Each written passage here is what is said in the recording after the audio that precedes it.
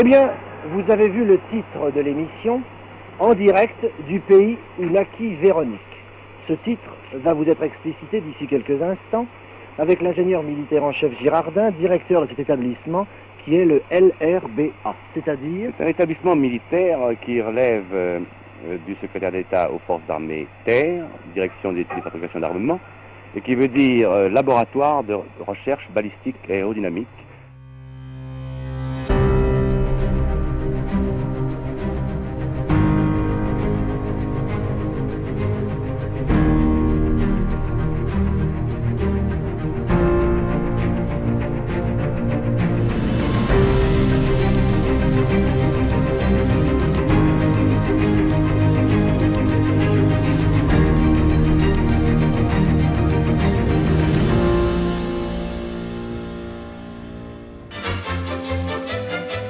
Nous sommes en mai 1946 à Vernon.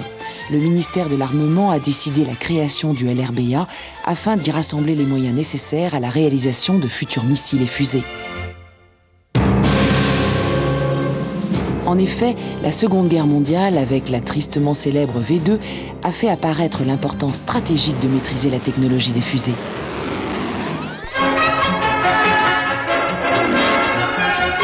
Le spectacle de ces riantes avenues, de ces villas toutes neuves, de cette animation familière, identique à celle de toutes les cités, n'a rien d'extraordinaire.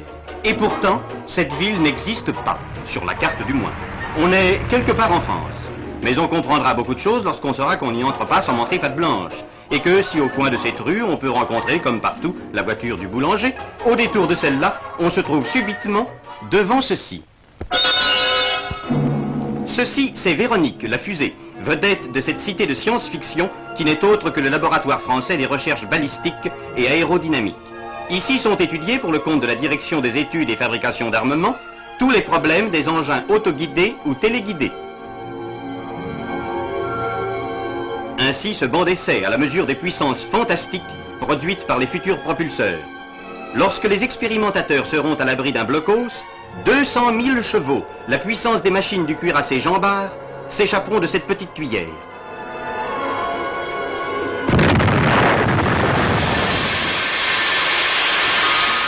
Sa technique, de plus en plus affirmée, en fait un des plus grands spécialistes européens en matière de propulseurs à propergol liquide.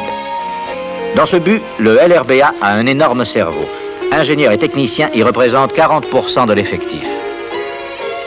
Il faut posséder des moyens de recherche à la hauteur de ces techniques. Ordinateurs et machines à calculer se mettent à la disposition du chercheur. Véronique, Vesta, Cora, Émeraude. Le LRBA a conçu, construit, conduit au succès. Tous sont passés par Vernon, frontière de l'espace. Depuis 1970, le LRBA est chargé d'une mission plus générale, au profit de toutes les directions techniques de l'armement pour la navigation et le guidage inertiel des engins mobiles sur terre, sur mer et dans l'air. Il va sans dire que les systèmes inertiels nécessitent des études et des développements complexes. Le rôle du LRBA sera de suivre, au profit de l'État, ces systèmes depuis leur définition jusqu'à leur utilisation. Le premier travail est de définir avec le plus de précision possible le besoin et la mission que le système de navigation aura à remplir. Ils varieront selon le type de mobile sur lequel le dispositif sera utilisé. Fusée, avion, bateau ou véhicule terrestre.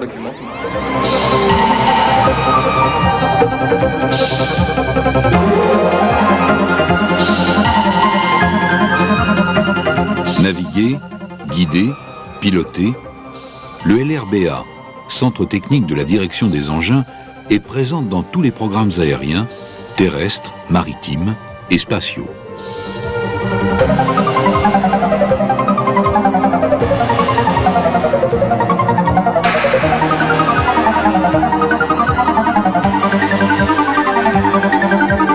Préparer les prochains programmes de missiles, tel est l'objectif de la visite du ministre de la Défense Alain Richard au LRBA.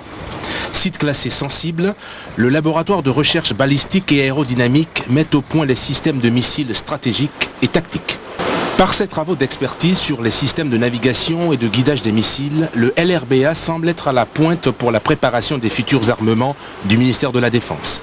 Un pôle d'expertise et d'essais de haute technicité de premier rang en Europe. Par ailleurs, le LRBA est hautement impliqué dans la préparation de futures générations de capteurs inertiels à base de technologies nouvelles, y compris celle de la radionavigation par satellite telle que le GPS. Le LRBA participe également à la spécification et à la validation des performances des futurs systèmes de missiles tactiques et stratégiques en utilisant la simulation numérique.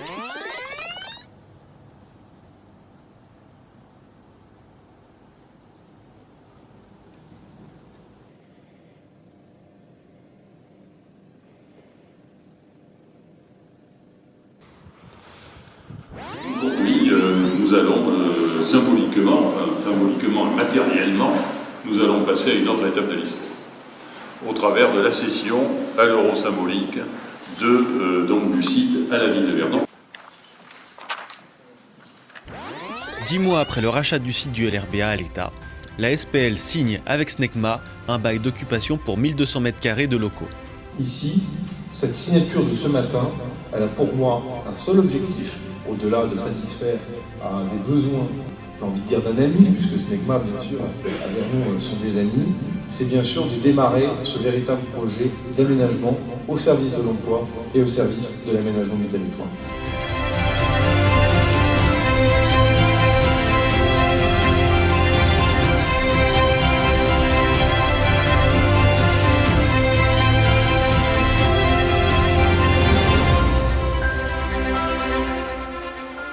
On a aussi, nous, une capacité d'adapter, de recomposer finalement une offre totalement sur mesure pour notre client. Et donc aujourd'hui, on arrive à livrer un bâtiment qui, dans quelques semaines maintenant, sera totalement adapté pour devenir cet espace de recherche et développement dont avait besoin SKF. Je pense qu'on pourra faire de nouvelles annonces dans le courant du mois d'avril. Donc on est à un moment où en fait les choses se succèdent les unes aux autres. Voilà, le processus de reconversion est pleinement engagé.